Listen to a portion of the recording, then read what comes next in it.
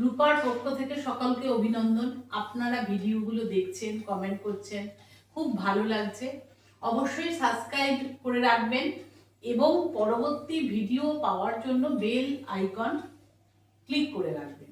আজকে যে ভিডিওটা সেটা একটা খুব গুরুত্বপূর্ণ ভিডিও। আমাদের বিভিন্ন কারণে আমরা বিভিন্ন রোগে জর্জরিত, কিন্তু প্রকৃত কারণ আমরা খুঁজে পাই না। আমাদের মধ্যে অনেকেই আছে, প্রায় সবার ক্ষেত্রেই আমরা দেখি ঠোঁট ফাটে, গোড়ালি ফাটে, শরীরের কোনো জায়গায় দাগ এসে যায় শরীরের মেদ বাড়ার জন্য। প্রকৃত কি আমরা জানতে পারি যে এইগুলো কি থেকে হতে পারে? আমরা জন্মাবার 9 মাস আগে থেকে আমরা মাতৃগর্ভে থাকি। মাতৃগর্ভে যখন থাকি তখন আমরা সমস্ত খাদ্য, ভিটামিন, সমস্ত কিছু কিন্তু পাই আমরা মায়ের সঙ্গে যুক্ত আমাদের নাভি দ্বারা। মা আর আমার মধ্যে যুক্ত থাকে সেই নাভি। নাভি কিন্তু আমাদের শরীরে সমস্ত নার্ভের কেন্দ্রবিন্দু। সমস্ত নার্ভের কেন্দ্রবিন্দু হচ্ছে নাভি। নাভির গুরুত্ব কি আমরা সঠিকভাবে জানি? নাভিকে কি আমরা সঠিকভাবে পরিচর্যা করি? ছোটবেলা থেকে আমরা জেনে আসছি মা ঠাকুমাদের কাছ থেকে যে চান করার সময় নাভিতে তেল দিয়ে চান করতে বা নাভিতে তেল লাগিয়ে মালিশ করতে। খুব পেটে ব্যথা হলেও কিন্তু আমরা সঙ্গে সঙ্গে নাভিতে সাবান বা তেল লাগাই। এই নাভি হচ্ছে আমাদের যেমন শক্তির উৎস তেমনি সমস্ত নার্ভের কেন্দ্রবিন্দু। আমাদের শরীরে আমরা 3 রকম দোষ দেখতে পাই, বাত, পিত্ত, কফ।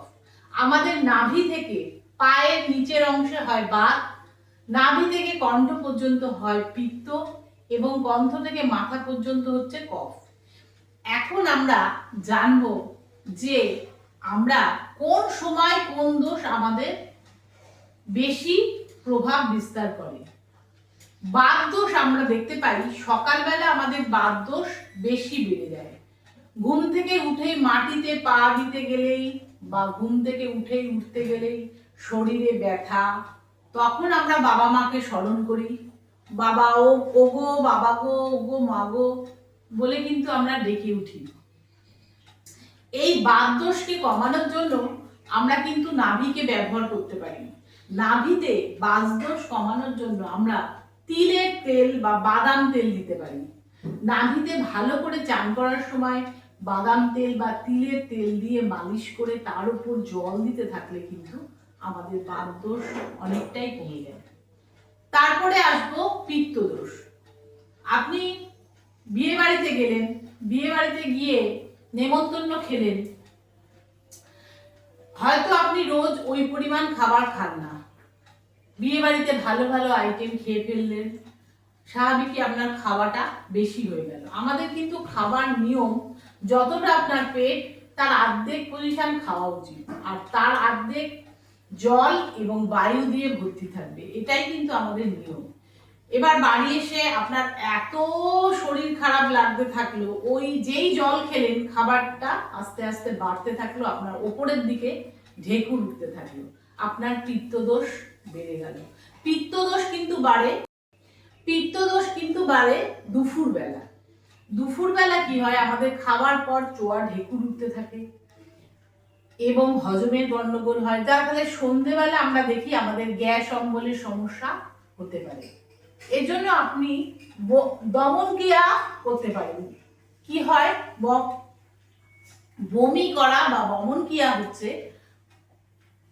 আপনার যতটা আপনি জল খেতে পারেন তার থেকে অতিরিক্ত জল খেয়ে তারপরে আপনি 2টো আঙুল ঠিক জিভের ওপর দিয়ে বমি করা। এতে কিন্তু আপনার যে স্টমাক আছে সেটা পরিষ্কার হতে পারে এবং যে আপনার শরীরে অস্বস্তি হয় সেটা কমে যেতে পারে। এবং এই পিত্তদোষ কমানোর জন্য আমরা নাভিতে তেল দিয়ে, সর্ষের তেল দিয়ে বা ঘি দিয়ে কিন্তু মালিশ করতে পারি। বেশ কিছুক্ষণ ধরে নাভির চারপাশে ধীরে ধীরে সর্ষের তেল বা ঘি দিয়ে, তেলকে গরম করবেন না, গরম করে সেই তেল লাগাবেন না। তেল হাতে নিয়ে দুটো হাতে ভালো করে ডলে ডলে ডলে ডলে সেই হাতকে মালিশ করে, তেলকে হাতে গরম করে সেই তেল আপনি লাগান, লাগিয়ে ধীরে ধীরে মালিশ করতে থাকুন। দেখবেন আপনার গ্যাস অম্বলের সমস্যা কিছুদিনের মধ্যেই কমে যাবে।